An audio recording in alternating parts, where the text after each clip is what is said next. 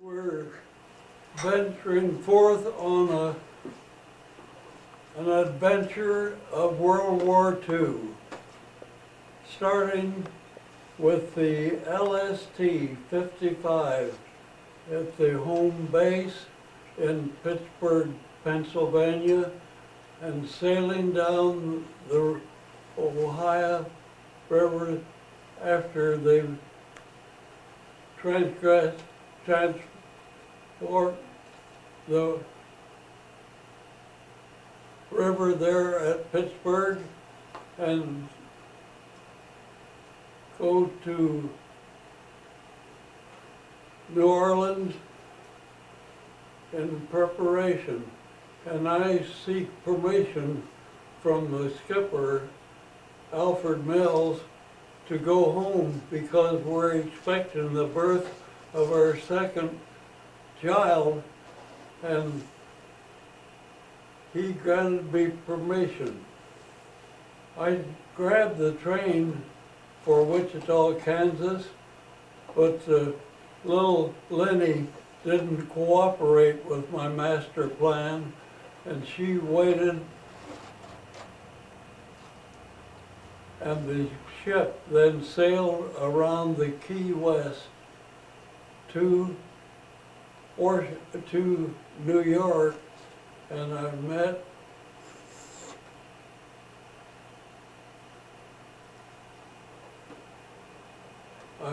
her, the ship there, and my wife, Charlotte, informed me that she met her own schedule and was born on February the 28th, the 26th. 24th. Oh, the 24th. And I got to hear her breathe on the telephone. Then we packed up in New York to go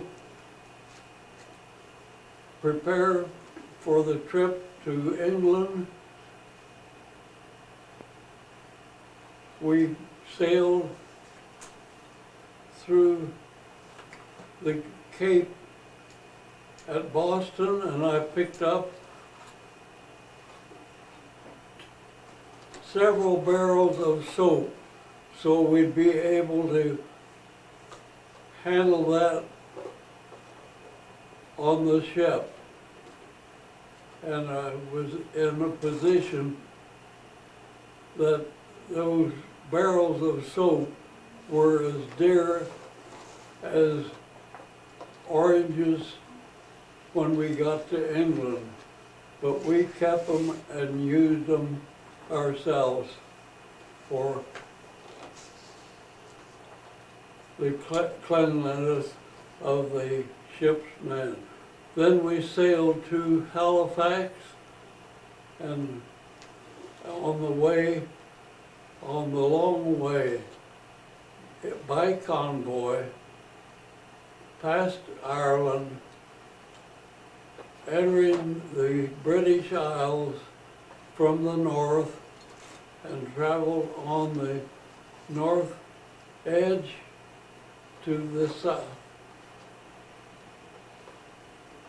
There we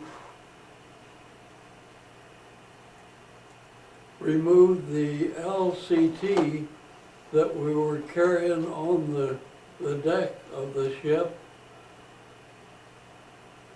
and we prepared then for whatever instructions and training in preparation for the future invasion. We had gas mask drills and fire drills and gun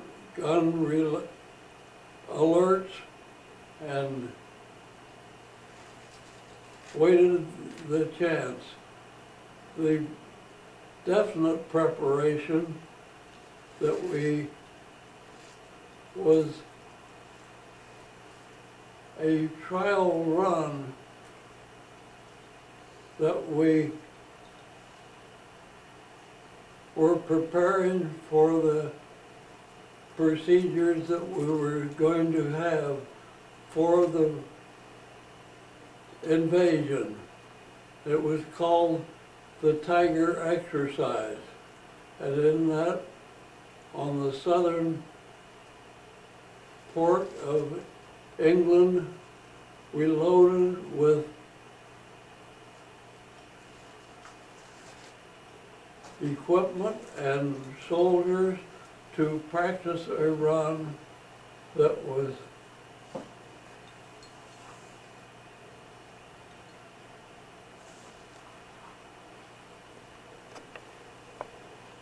a fateful trip. We, by circumstances, we loaded right next to 289, and also on the hard, and I took a picture of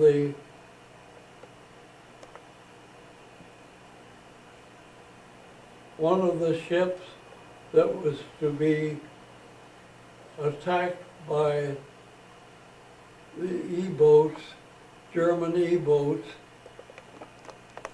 and it was a fateful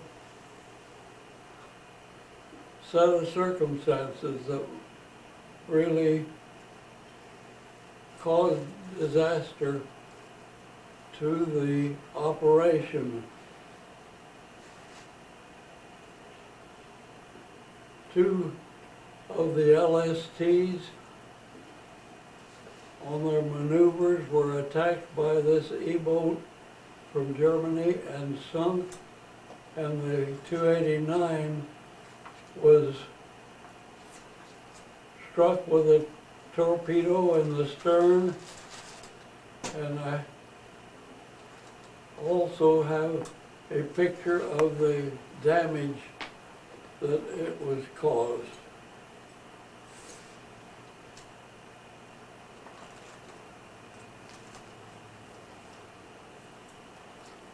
This is Tiger Exercise that's written by Nigel, and in that I've got pictures of our relation to the exercise. 289 was a hit in the stern, and the power was completely destroyed, and it was able to come ashore by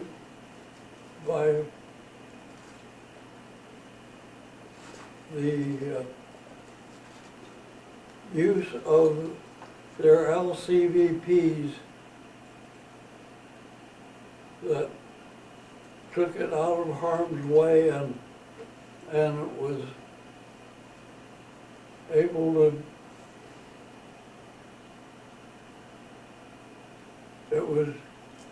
wasn't sunk like the other two ships. I forget what their numbers were, but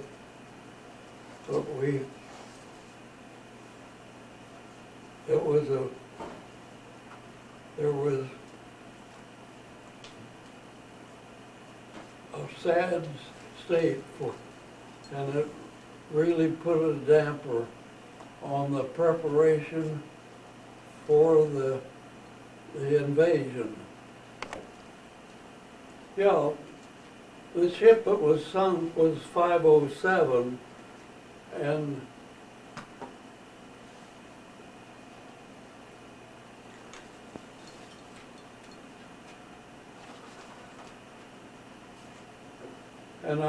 have a picture here in that I took while, just after it was loaded for the exercise. And it was 6 weeks before they had the plan for but it was kept very quiet. And with the threat of court-martial, if anyone even spoke of the tragedy of the two LSTs being sunk and the damage that the 289 suffered. Oh, I don't remember the exact number. Yeah, the E-boat, the German E-boats that struck the Tiger exercise, there were 249 men lost in this exercise, more than were lost in the storming of the beaches at the time of the invasion. It was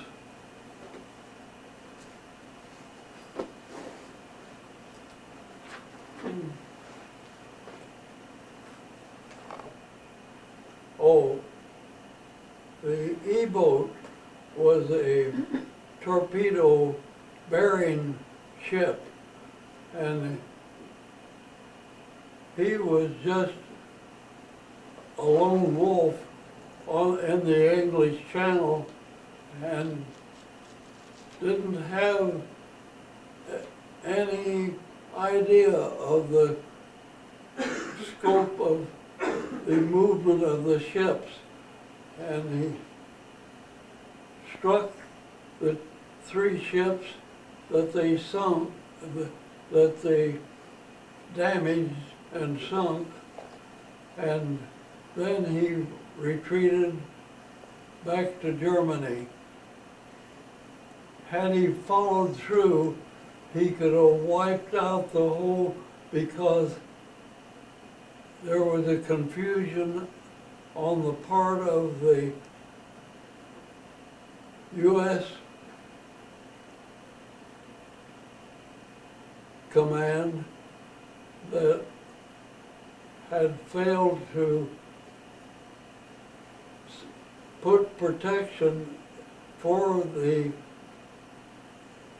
LSTs into motion, and he could have wiped out 12 or 15 ships, and we very well could have been one of them, because there wasn't any protection that was ordered by the higher authority of the Navy. And as a result, the admiral that was in charge of this operation committed suicide because of the terrible results of his mixing up the time schedules and the movement of the ships that brought on this catastrophe. Oh, the Tiger exercise happened on May the 28th, 6 weeks before D-Day, and it was held hush-hush with the threat of a court-martial to anyone that breathed information that any thing relating to this naval disaster was breathed by a sailor. The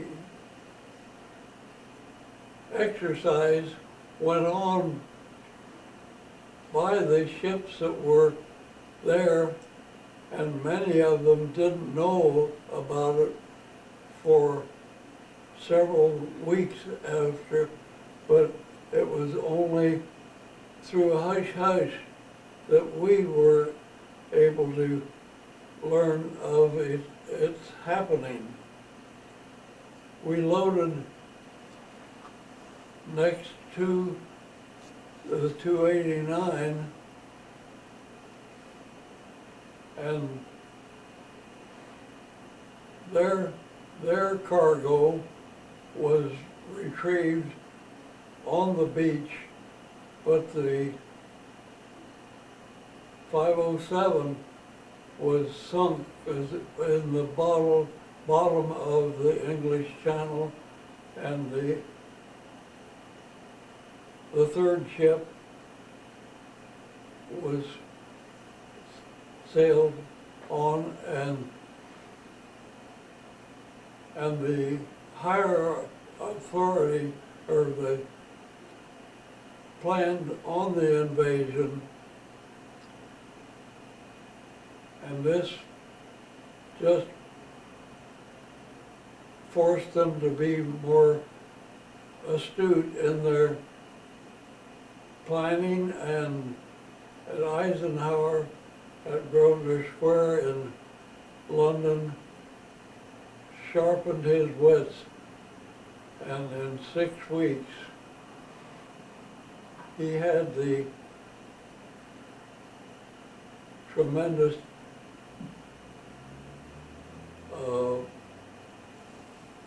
puzzle of whether to invade France when he planned it because of the high seas, but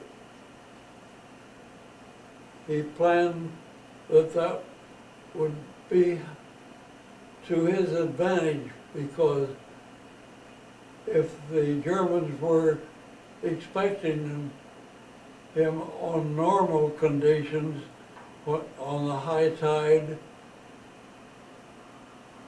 when conditions were favorable, and they were very unfavorable, and so Eisenhower ordered the invasion to take place on schedule, and it was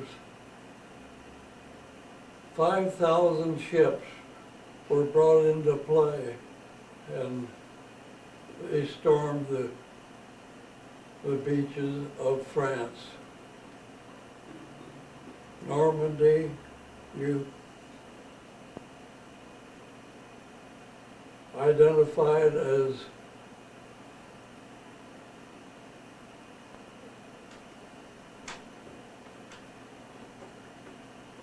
Omaha, Utah, Sword, and I can't think of the other. It was really touch and go. 5,000 ships were in motion, but they were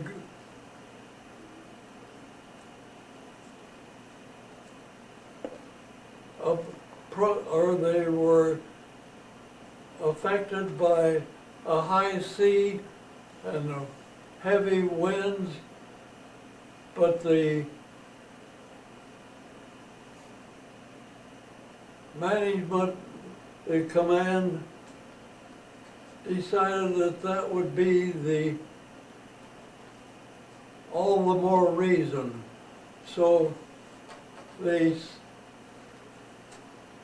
operation was go, and the 5,000 ships, coupled with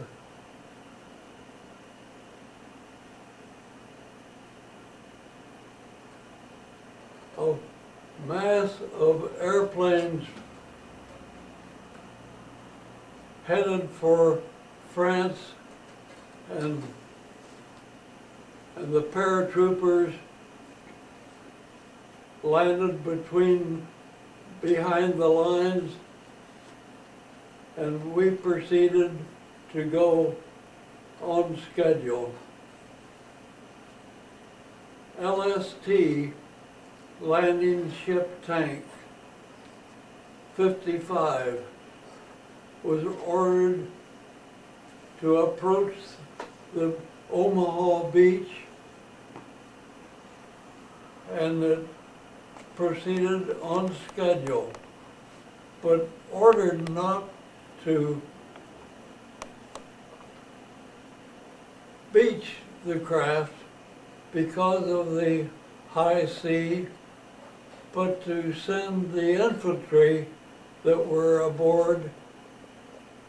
And that's when we released all of the personnel. We had some 500 soldiers, 92 vehicles, and were ready to go, but all the infantrymen, and chief of those was General Timberlake. And General Timberlake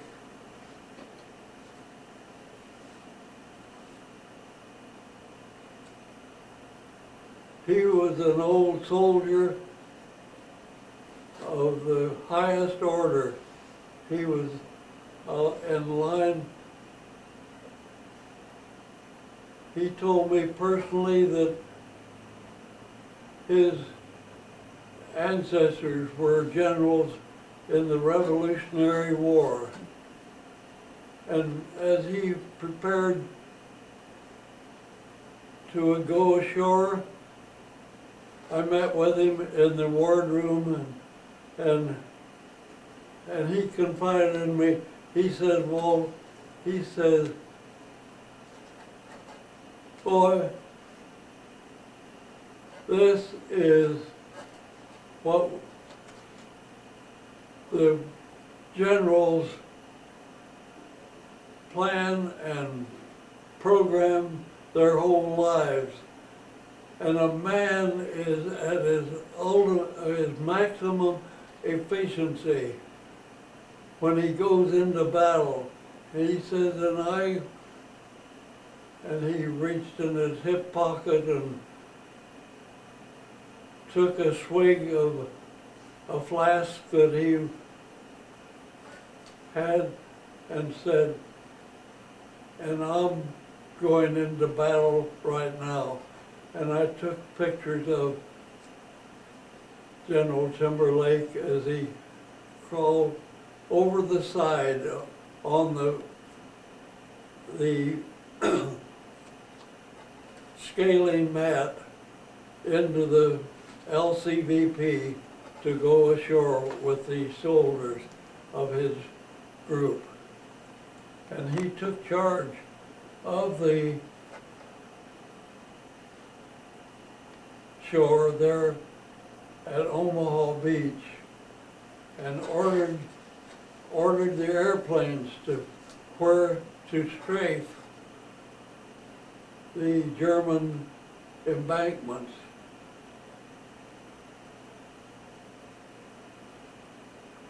Another thing,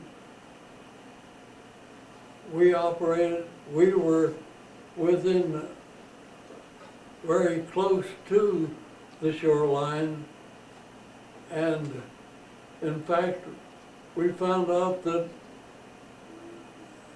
that artillery was splashing bullets around the side of it, and boy, we turned tables. And I remember Captain Mills telling the engineers to flank speed ahead, and they called back and said, but our engines aren't warm yet. And he said, we're under fire, we're at flank speed. And so we pulled the anchors and turned table and anchored at a safe distance from the shore batteries. And the two officers that we had aboard our ship were small boat officers, and they were active taking the infantrymen ashore and bringing back the wounded. And the two doctors, we acted as a hospital ship for all that day and the 2 days following. Yeah. And they operated all that day and into the night, and we had several wounded that died aboard the ship, but we made the ones that the doctors were able to treat, we made them comfortable and took them back to the hospitals at Netley after we'd unloaded on D+2. That's when and I've got pictures of the operation of the officers aboard, Colonel McCowan, Captain Sharp. We took them on the bridge, and Major Went Smith. Went Smith was I was on the conning tower with Went Smith, and he was, before we landed, he was studying the terrain, and he said, he pointed out several things which only a soldier would be familiar with. Went Smith, incidentally, was from Mankato, Kansas, and that made him a fellow Kansan, because I was, as the executive officer, was from Wichita, Kansas.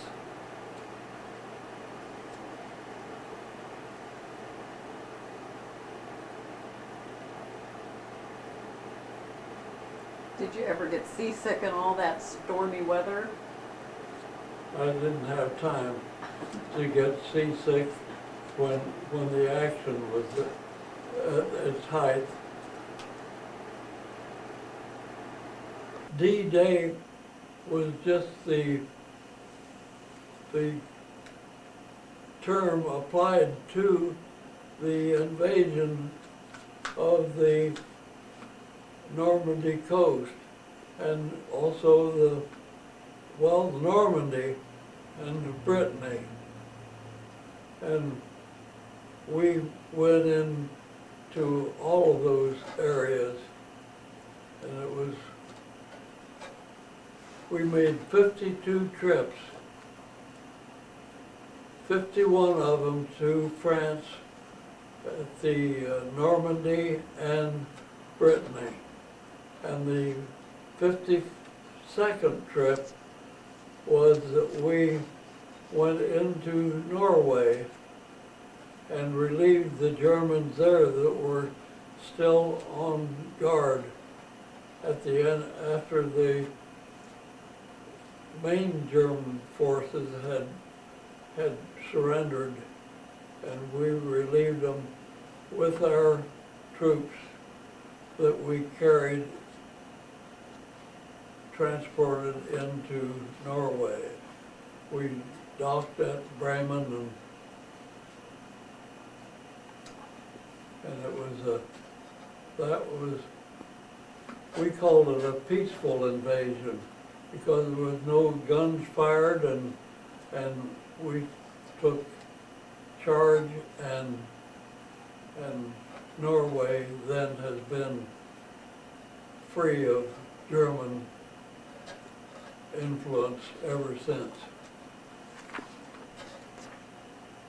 Oh, I think that you'd be interested in the size of the LST and what some of the facts of it are. It was 330 feet long, 50 feet wide,